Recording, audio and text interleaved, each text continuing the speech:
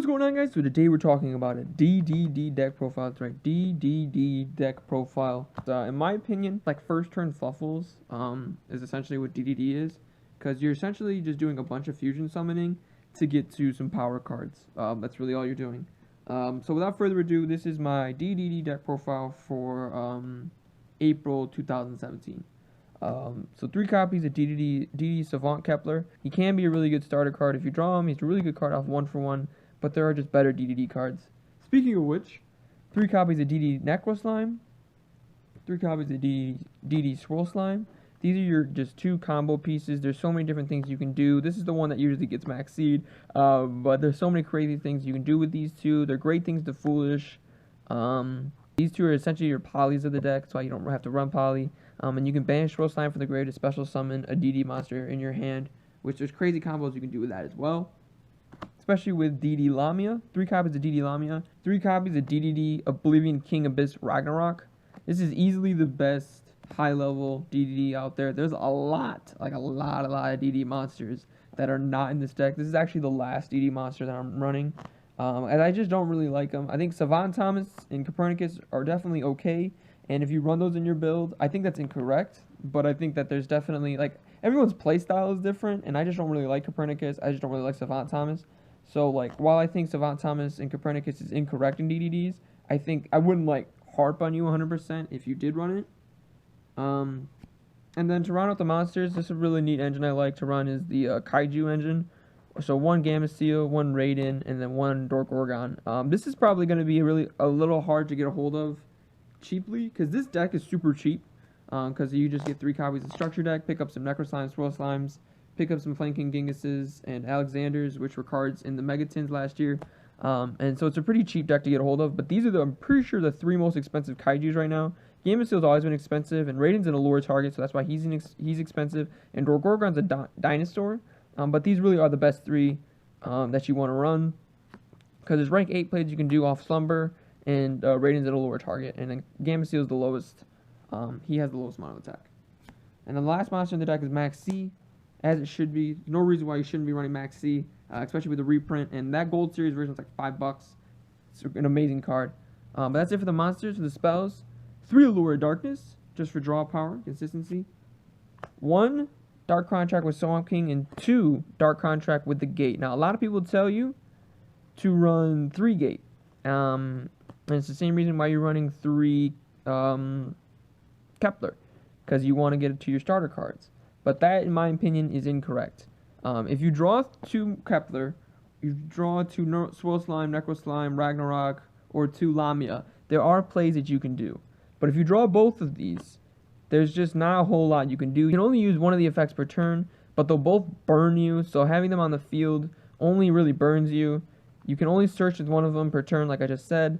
And there's really just, yes, you want to open with it. Obviously, opening with this Swirl Slime, Necro Slime, Lamia, or some version of those 4 cards is super duper busted, yes. But you can open it because it's searchable through Kepler, so you're essentially running 5 copies of it already. I've never been a big fan of running continuous spell cards and field spells at more than 2 in a deck. That's why I really just don't like 3 Dark Contract with Gates. That's it for DD cards that are spells. 3 copies of Instant Fusion. This is a super busted card. For the 1-ofs, 1 Slumber for 3 targets, which is correct. 1 Soul Charge because it's at 1. 1 1-for-1 because it's at 1. 1 Upstart because it's at 1. 1 Foolish because it's at 1. And 1 Raigeki because it's at 1. I like Raigeki because it has a board wipe. Foolish is super busted in this deck because you can get your Necro Slime, your Lamias, Swirl Slime, and Grave. Even sending Ragnarok isn't that bad, actually. Upstart's just a good card. This is a 42 card deck, but Upstart's still pretty good. 1-for-1, you can summon Necro Slime, which is super bad, but you can also summon Lamia, which is super good, and Kepler, which is super good off that. And then 1 Soul Charge, because it's a synchro summoning based deck, and Soul Charge is really good in it. And then, like I said already, about the Slumber. I'm also running 1 Where Art Thou. This is a card I don't see a lot of DDD decks running, and I'm not sure why.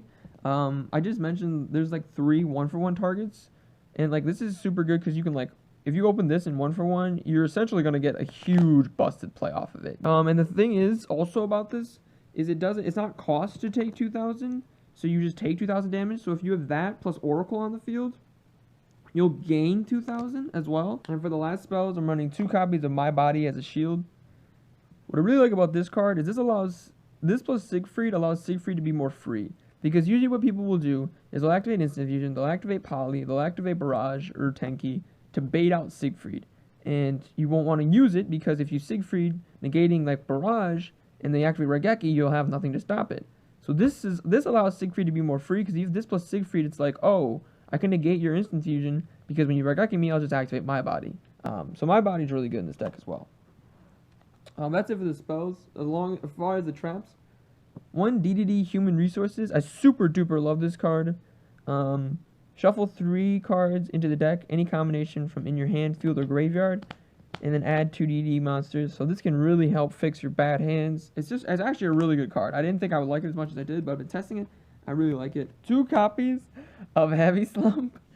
The reason we're running this card is we're running a cool tech that allows us to draw in the extra deck.